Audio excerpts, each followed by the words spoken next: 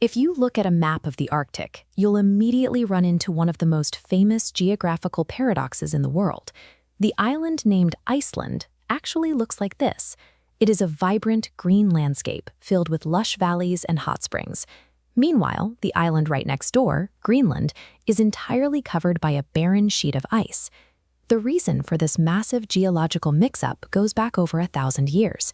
According to Norse legend, a Viking settler named Floki Vilgerdarson sailed to the lush island, experienced a bitter streak of bad luck during a cold snap, and decided to name the place Iceland.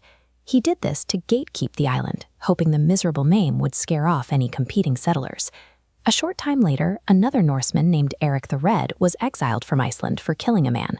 He sailed further west to find a new home, only to discover a colossal frozen wasteland. Knowing nobody would willingly follow him to an Arctic deep freeze, Erik executed a desperate real estate scam. He named his discovery Greenland, simply to trick new colonists into moving there. Looking at the Earth's latitude lines, you can see both of these landmasses sit entirely above the 60th parallel north. This extreme northern positioning guarantees that both islands experience long, dark winters and summers where the sun barely seems to set.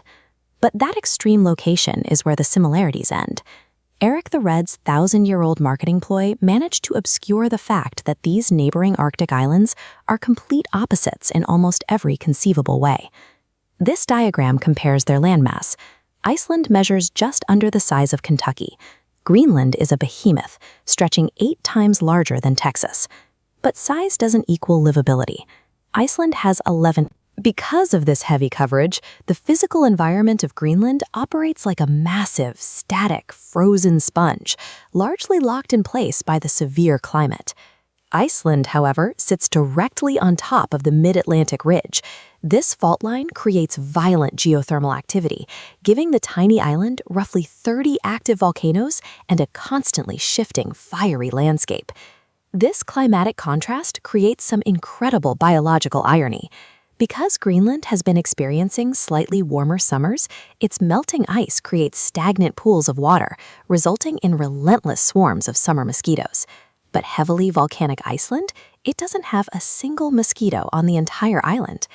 There is exactly one odd biological trait they share. If you go searching for reptiles or amphibians on either island, you won't find any. Neither place has a single native species of either. Iceland's violently active geology and Greenland's overwhelming ice sheet forged 2 radically different physical environments that prove exactly how misleading their names really are. Despite Greenland's massive size advantage, both islands are practically empty. If you combine the populations of both places, you still wouldn't reach the population of Omaha, Nebraska. Iceland is home to around 350,000 people. Culturally, they are primarily the descendants of the original Norse and Gaelic Vikings who settled the land. Over in Greenland, the population drops to just 57,000 residents, and their roots are entirely different.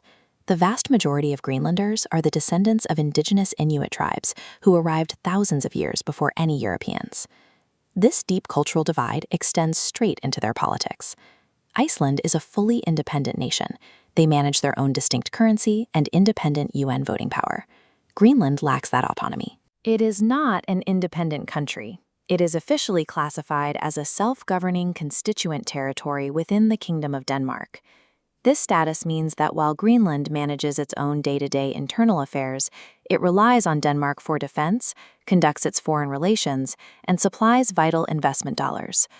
While Iceland has spent the last 1,000 years forging an entirely independent national identity, Greenland remains politically and economically tethered to mainland Europe.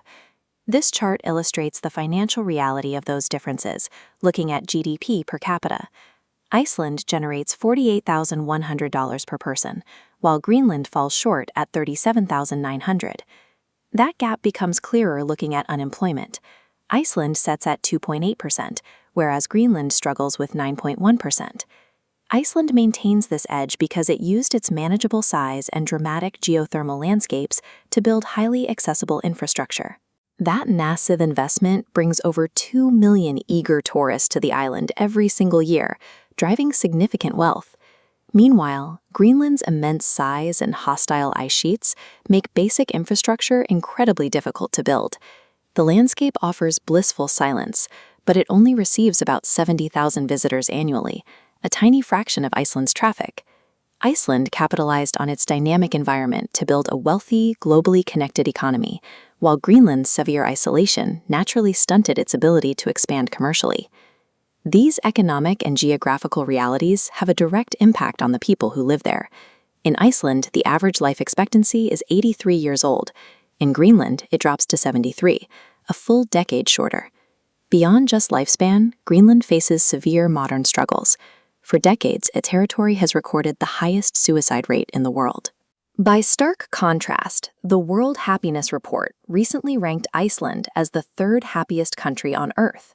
But the final irony lies a little further down that same report. The country ranked right above Iceland, sitting in second place, is Denmark, the exact nation that Greenland relies on to survive. You can call an island whatever you want to attract settlers, but after 1,000 years, a population's success isn't determined by a clever label. It's dictated by the unforgiving realities of geography, infrastructure, and sovereignty. And in the end, Erik the Red's marketing scam couldn't melt a single inch of ice.